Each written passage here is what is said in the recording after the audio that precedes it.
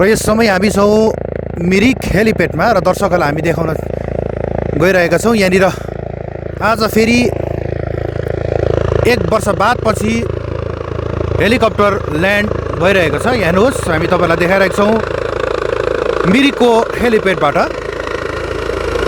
प्रत्यक्ष लाइभ देखाइरहेका छौँ। र अहिले भने हेलिप्याडमा यहाँनिर हेलिकप्टर ल्यान्ड भइरहेको छ। हामी तपाईँलाई प्रत्यक्ष यो ट्रायलको निम्ति हेलिप्याडमा ल्यान्ड भएको हो भने हामी तपाईँलाई लाइभ देखाइरहेको छौँ।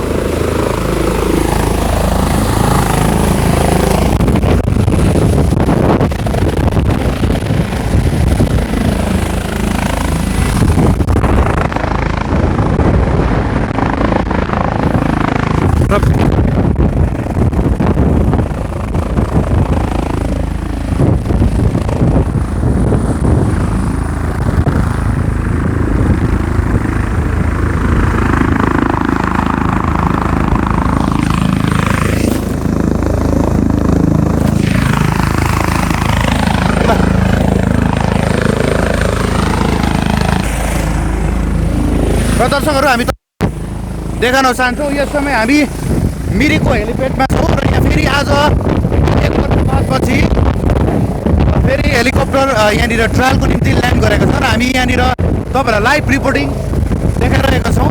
र लास्ट इयर डिसेम्बर 3 डिसेम्बरको दिन यो हेलिप्याडमा यहाँ ट्रायलको निम्ति हेलिकप्टर ल्यान्ड गरेको छ। फेरि आज पनि ल्यान्ड भइरहेको छ।